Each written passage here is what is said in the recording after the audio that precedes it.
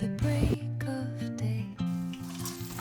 Whispering pines, secrets untold, carrying tales only the forest holds. Moonlight spills the velvet dark.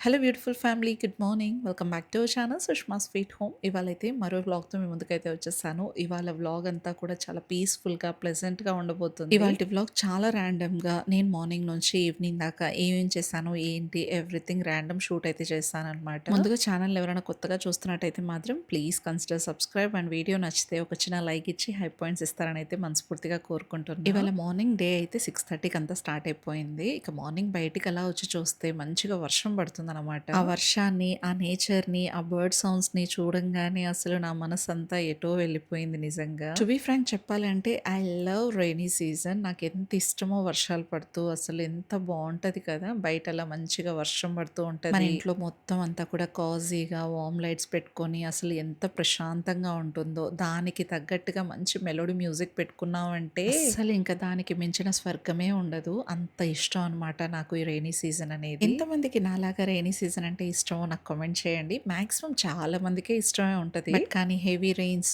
Floods ఇలాంటివి ఎవరికి ఇష్టం ఉండదు. నాకు కూడా అస్సలు ఇష్టం లేదు. ఇలా జస్ట్ మనం ఆనందపడే అంత వర్షం పడితే చాలు కదా. వర్షంలో ఎన్నో మెమరీస్ ఉంటాయి కదా. ప్రతి ఒక్కరికి ఒక్కొక్క మెమరీ అయితే ఉంటది. నా చిన్నతనంలో అయితే మాత్రం నాకు బోలెడన్ని మెమరీస్ ఉన్నాయి. మోస్ట్లీ వింటర్స్, సమ్మర్స్ వీటన్నిటితో పోలిస్తే రైనీ సీజన్ అనేది చాలా లవ్లీ సీజన్ కదా. అదేంటో తెలియదు కానీ సీజన్ కి తగ్గట్టుగా మన బ్రెయిన్ కూడా చాలా వరకు స్వింగ్ అవుతూ ఉంటది. Moods change అవ్వటంలో. సమ్మర్స్‌లో ఏంటంటే ఫ్రస్ట్రేటెడ్‌గా అనిపిస్తూ ఉంటది. వింటర్స్‌లో అటు ఇటుగా ఉంటది. బట్ కానీ రెయినీ సీజన్‌లో మనం ఎంత చిరాగ్గా ఉన్నా కూడా ఆ వెదర్ చూడంగానే మన మూడ్ మొత్తం చేంజ్ అయిపోతుంది. మనసు అస్సలు చిరాకు పడదు. చాలా ప్లెజెంట్‌గా అనిపిస్తది. కొత్త కొత్త థాట్స్ కూడా ఈ రెయినీ సీజన్స్‌లో చాలా మంచిగా కలెక్టివ్‌గా వస్తూ ఉంటాయి. ఎప్పుడైనా అబ్జర్వ్ చేశారా మీరు నాకులాగా? ఎంతో ఫ్రస్ట్రేటెడ్‌గా ఉన్న మనసుతో అలా బయటికెళ్ళేసి నల్లని మబ్బులు చూసామనుకోండి మనసు ఎటో వెళ్ళిపోతుంది. చాలా ఆహ్లాదంగా ఉంటది. చూసారా? జస్ట్ మనం అలా వాటర్ పోర్ చేస్తుంటే, ఆ సౌండ్ వింటుంటేనే ఎంతో ప్రశాంతంగా ఉంది కదా! సో, అలాగే అండి. రెయినీ సీజన్స్ ఎప్పుడు కూడా అలా వర్షం పడుతూ ఉంటే, ఆ సౌండ్ మన చెవులకి, మన బ్రెయిన్‌కి చాలా వరకు థెరపీలాగా హెల్ప్ అవుతుంది. సో, అందుకే నాకు వర్షాకాలం అంటే చాలా చాలా ఇష్టం. అయినా ఏంటి సుష్మా వర్షాకాలం గురించి ఇంత సోది చెప్తున్నావు అనుకుంటున్నారా? ఏమోనండి అలా చెప్పాలనిపించింది. బట్ సోది చెప్పానా, ట్రూత్ చెప్పానా అనేది మీరే చెప్పాలి. కామెంట్ చేయండి. ఏదేమైనా అక్కడ అలా ధనియా టీ పెట్టానో లేదో వచ్చి పనులన్నీ కూడా అది మరిగేలోపు చేసేసుకున్నాను. మంచిగా మరగాలి కదా! ధనియా టీ ఎప్పుడైనా సరే జస్ట్ అలా పెట్టేసి మామూలుగా ఉడకపెట్టేసుకొని తాగేయటం కాదు. చాలా వరకు సిమ్‌లోనే మరగబెట్టాలి. నాకు ఆ కాస్త సమయం సరిపోతుంది. ఇల్లంతా కూడా ఆర్గనైజ్డ్‌గా పెట్టేసుకునేసి, డస్ట్ ఫ్రీ చేసేసుకునేసి, ఇల్లంతా వాక్యూమ్ పెట్టేసాను.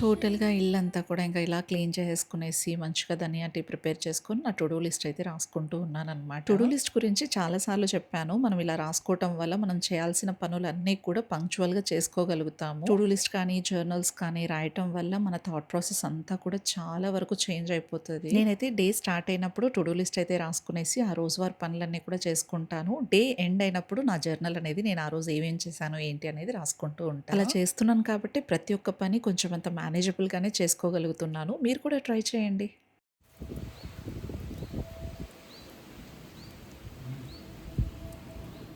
అండ్ ఇంకో విషయం చెప్పాలి. నేను వాక్యూమ్ పెడుతున్నప్పటి నుంచి దుమ్ము కూడా ఇంట్లో చాలా వరకు తగ్గిపోయిందండి. చీపుడుతో ఊడవటానికి, వాక్యూమ్ చేయటానికి చాలా డిఫరెన్స్ ఉంటది. నాకు ఇవాళ డస్టింగ్ చేస్తున్నప్పుడు అర్థమైంది. వాక్యూమ్‌తో కంపేర్ చేస్తే అసలు చీపుడుతో చాలా వరకు దుమ్ము ఉండేది. అదేనండి, చీపుడుతో చిమ్మినప్పుడు ఏమవుతది, స్ప్రెడ్ అవుతది. బట్ వాక్యూమ్ అలా కాదు కదా! సక్ చేసుకుంటుంది కాబట్టి డస్ట్‌నంతా మనకు అలాంటి ఇష్యూసే రావు. And now it's breakfast time. నేను బ్రేక్‌ఫాస్ట్‌కి అయితే ఒక మంచి రైస్ రెసిపీ అయితే షేర్ చేద్దాం అనుకుంటున్నాను. ఇది లంచ్ బాక్స్‌కి కూడా చాలా హెల్ప్ అవుతుంది.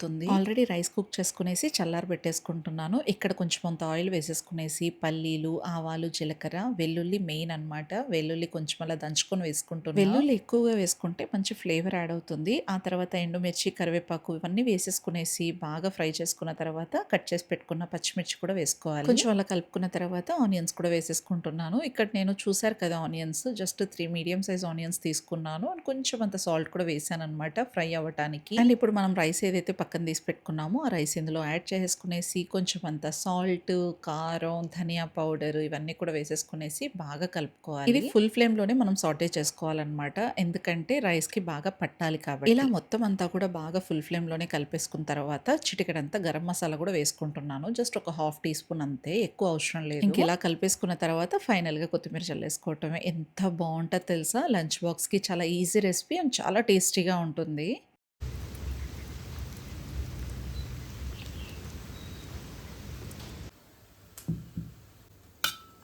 వేడివేడిగా ఏదైనా నోటికి మంచిగా తినాలనిపించినప్పుడు ఈ రైస్ రెసిపీ అయితే మాత్రం చాలా బాగుంటది. ఇందులో పులుపు ఇష్టపడే వాళ్ళు లెమన్ కూడా వేసుకోవచ్చు అనమాట. నేనైతే యాడ్ చేయలేదు. బాను అయితే ఇది సర్వ్ చేశాక వాడు తిన్న తర్వాత ఒకటే మాట అన్నాడు, టెంపుల్‌లో దొరికే పులిహోర లాగా ఉంది మమ్మీ అని చెప్పేసి. Must try recipe. మీరు ట్రై చేసి కామెంట్ చేయండి.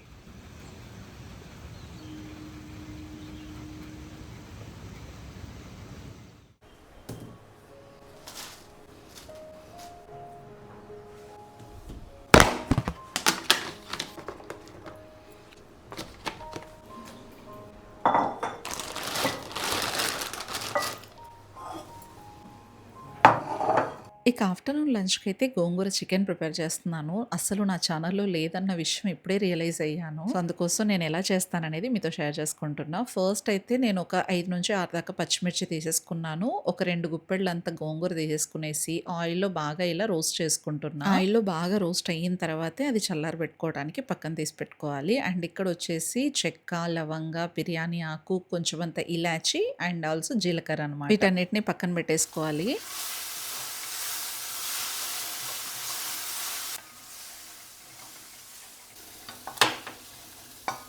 బాగా పచ్చివాసన పోయేదాకా ఇలా రోస్ట్ అయిన తర్వాత అది చల్లారబెట్టేసుకోవాలనమాట. అండ్ ఇప్పుడు అదే కడాయిలోనే ఆయిల్ వేసేసుకునేసి నేను జస్ట్ ఫ్లేవర్ కోసం కరివేపాకు వేస్తున్నాను. మీరు వద్దు అనుకుంటే అది స్కిప్ చేసేసుకోవచ్చు. అండ్ నేను తీసుకున్న డ్రై స్పైసెస్ అన్నీ కూడా ఇందులో వేసేసుకున్నా.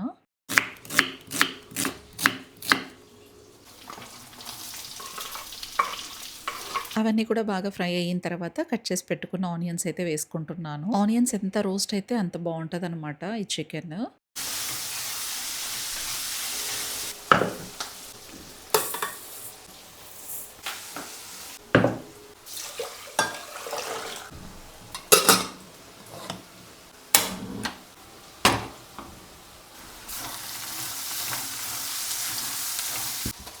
ఆనియన్స్ అన్నీ రోస్ట్ అయిన తర్వాత అల్లం వెల్లుల్లి పేస్ట్ ఒక 2 టేబుల్ స్పూన్స్ దాకా వేసుకున్నాను. అది బాగా పచ్చివాసన పోయేదాకా బాగా ఫ్రై చేసుకున్న తర్వాత మనం ఇక్కడ రా మీట్ అనేది యాడ్ చేసుకోవాలి. చికెన్ వేసినప్పుడు ఫుల్ ఫ్లేమ్‌లోనే ఉంచుకోవాలన్నమాట స్టవ్ అనేది. అండ్ అందులో సరిపడా సాల్ట్, 1 టేబుల్ స్పూన్ అంత పసుపు వేసేసుకునేసి ఫుల్ ఫ్లేమ్‌లోనే ఒక 2 మినిట్స్ పాటు బాగా రోస్ట్ అయిపోవాలన్నమాట ఇవన్నీ కూడా. ఇలా బాగా కలుపుకున్న తర్వాత మూత పెట్టేసుకునేసి ఇక మీడియం ఫ్లేమ్‌లోనే కుక్ చేసుకోవాలి.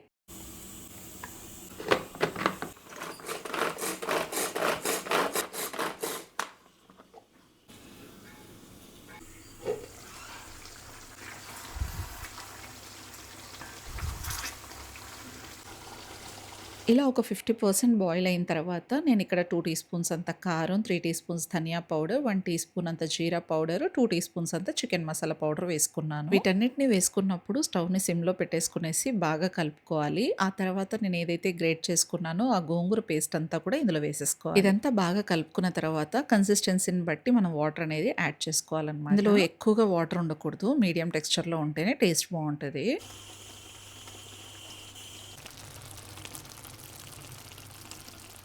ఇక మంచిగా బాయిల్ అయిపోయేసి ఆయిల్ ఫ్లోట్ అవుతున్నప్పుడు ఫైనల్‌గా కొత్తిమీర జల్లేసేసుకునేసి ఇంకా స్టవ్ ఆపేసుకోవటమే అనమాట. యమ్మీ యమ్మీ గోంగూర చికెన్ అసలెంత బాగా కుదిరిందంటే మీరు తప్పకుండా ట్రై చేసి కామెంట్ చేస్తారని అయితే ఎక్స్‌పెక్ట్ చేస్తున్నా.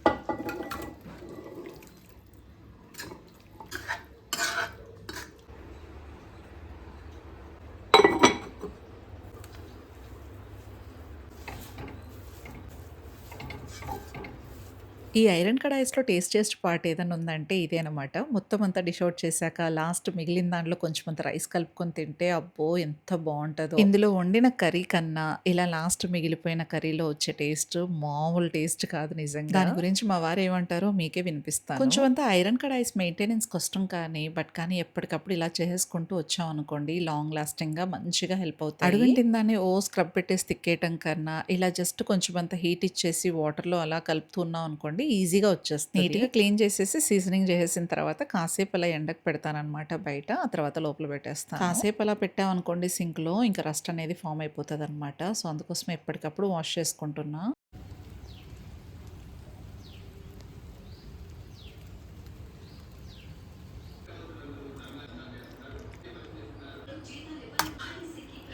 ఇంకిక్కడ ఫస్ట్ అయితే హస్బెండ్‌కి సర్వ్ చేసేస్తున్నాను. ఆయనకి డ్యూటీకి టైం అయిపోతుంది. ముక్క చూసారు కదా! మంచిగా కుక్ అయిపోయింది. ఐరన్ కడాయిలో చాలా బాగా కుక్ అయిపోతదనమాట. ఇక ఫస్ట్ ముద్ద నా చేత్తోనే ఆయనకి తినిపిచ్చాను. చాలా బావుందని జెప్పేసి ఇంక వెళ్ళిపోతున్నారనమాట ప్లేట్ తీసుకొని.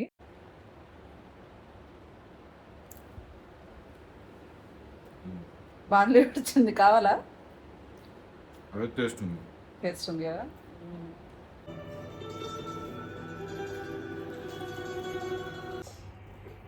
సరే సిగ్గుండాలి మీకు. విన్నారు కదా హస్బెండ్ మాటల్లోనే. చాలా బావుంటదనమాట అలా కడాయి ఊడ్చింది. చికెన్ అయితే మాత్రం నిజంగా నార్మల్ చికెన్‌తో కంపేర్ చేస్తే గోంగూర చికెన్ ఇంకా టేస్టీగా ఉండింది. ఇక నేను బాను అయితే అలా ఏసీ ఆన్ చేసేసుకునేసి చక్కగా పెద్ది మూవీ పెట్టుకొని తింటూ అలా చూస్తూ ఉన్నాం అనమాట. ఇంక అలా మా లంచ్ అయితే అయిపోయింది.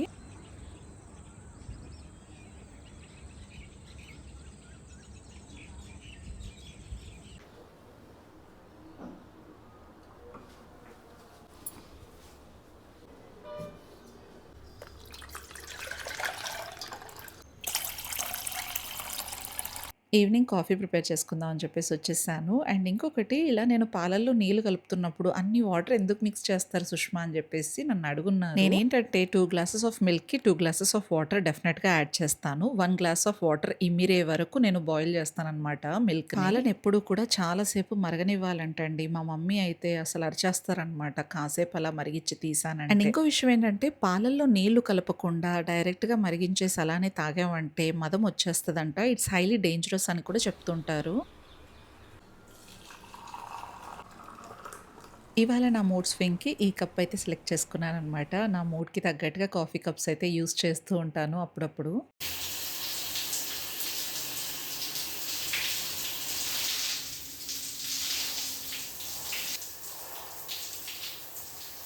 ఇక నేనైతే ఫ్రెష్ అయిపోయాను. ఇప్పుడు షౌట్ ఔట్స్ అయితే ఇచ్చేద్దామా? And today's shout outs goes to with all due respect Soundarya, Soni, Shaik Shabana, my kitchen tour, Ayan Khan, Aishwarya Tarigoppula, Sirisha Siri, Anu Vellampalliya, మోటార్ ముగుల్, Madhavi Bai, Ushadari, Sreeja, Pendor Hema, Kadiyala Dhanalakshmi, Afsar Sultana, Krishna Mullapati, Vanamma vlogs, Rajeshwari Devi, Karnati Shanmukhi, Aruna Gogineni, Divya simple vlogs, Mohinilatha, Kala, Vasanthapatti, Manasa Manu, Vijay Prince, Harika, Sandhyarani, Srujana Rani, Nagapraneetha, Amrutha. Last video comment చేసిన ప్రతి ఒక్కరికి కూడా పేరు పేరున చాలా థ్యాంక్స్ అండి. మీ లవ్ అండ్ సపోర్ట్ నా మీద ఎప్పటికీ ఇలానే ఉండాలని చెప్పేసి హోప్ చేస్తున్నా.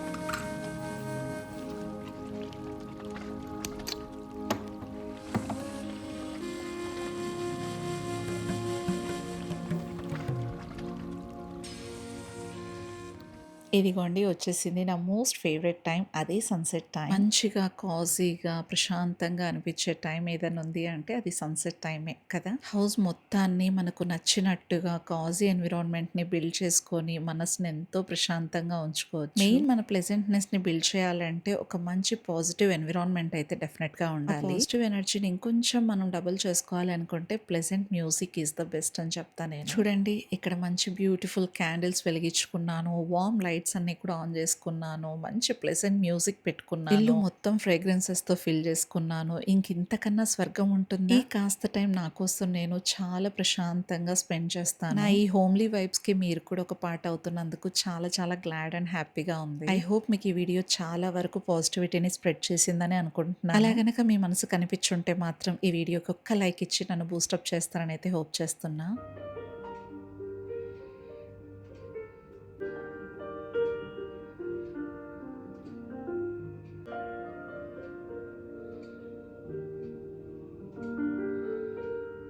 ఇంతటితో ఈ వీడియోనైతే ఏం చేస్తున్నాను. మరో ఇంట్రెస్టింగ్ వ్లాగ్తో మళ్ళీ మిమ్మల్ని కలుసుకుంటాను. Until then take care, bye, see you soon.